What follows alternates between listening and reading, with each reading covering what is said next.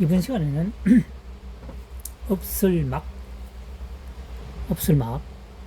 한자어에 대해서 풀이해 보도록 하겠습니다.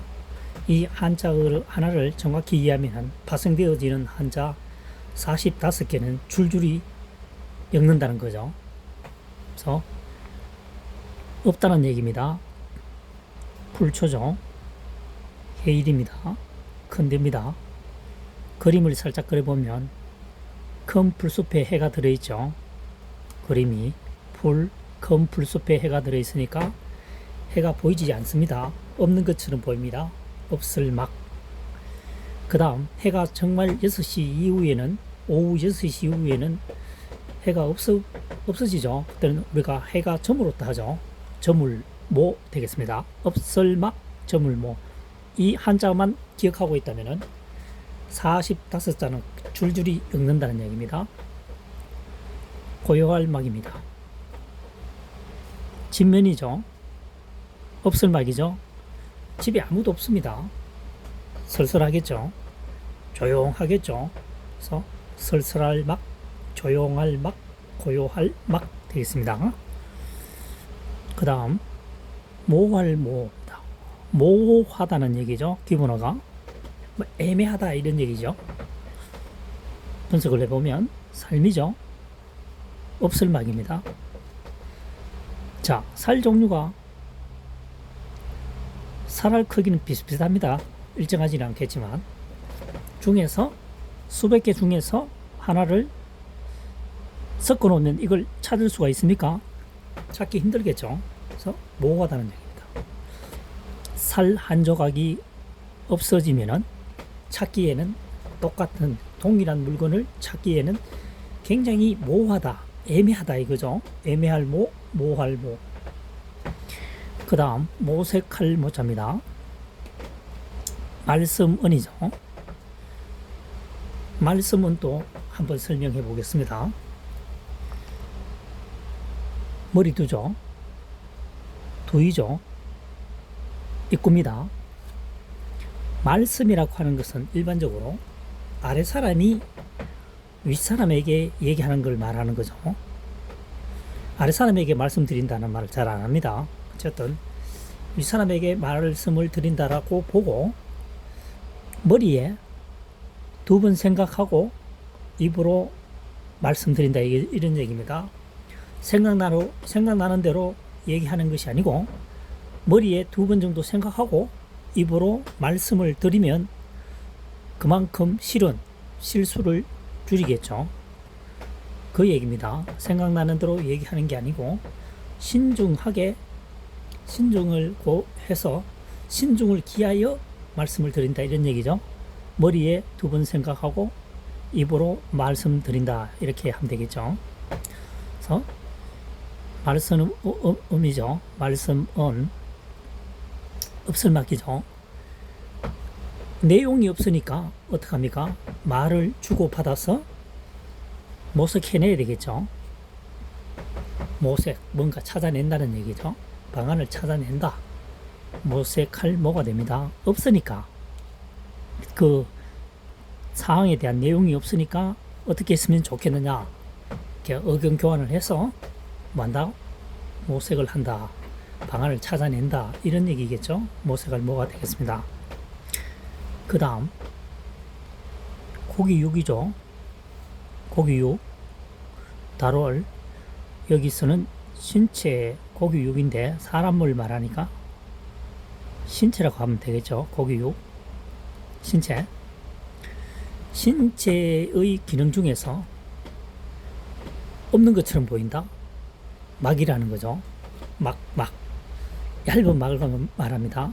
얇은 막은 두께가 거의 없기 때문에 잘 뭐라 그랬습니까? 없는 것처럼 보이는 거죠. 신체 기능 중에서 마치 없는 것처럼 거의 보이는 것은 얇은 막을 말한다.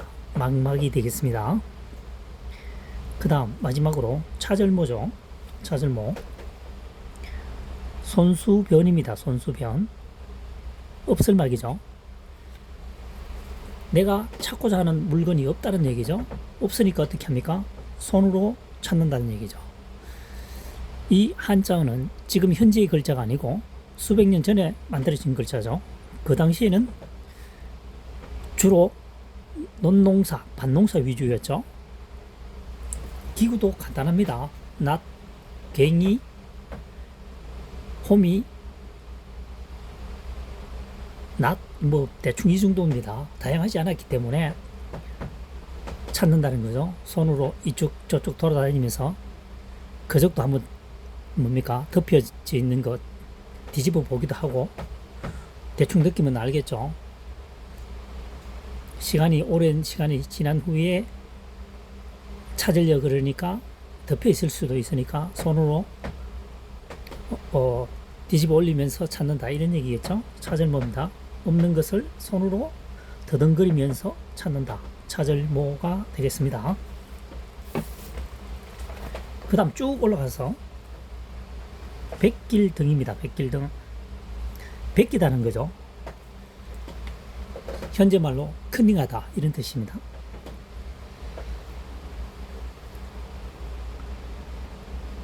달월, 고교육, 사람을 말하니까 사람을 관련되니까 신체, 구불권입니다.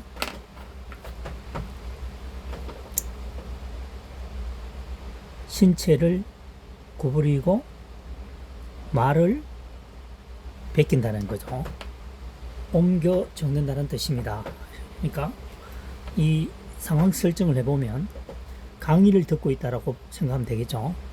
중요한 내용을 몸을 구부려서 강의 내용을 베낀다. 옮겨 적는다는 거죠. 옮겨 적을 등, 베낄 등 이렇게 하면 되겠습니다. 그 다음 등나무 등자입니다.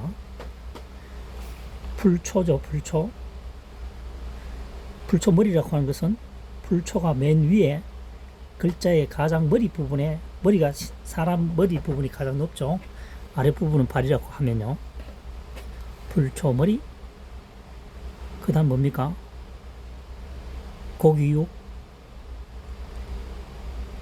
또는 달월 또는 사람일 경우에는 몸의 신체 이렇게 되겠죠. 구부릴 권입니다. 물수죠. 풀처럼 풀이죠. 풀이 몸이 구부려져 물처럼 자연스럽게 뻗어나가는 것이 뭐다? 등나무다는 얘기죠.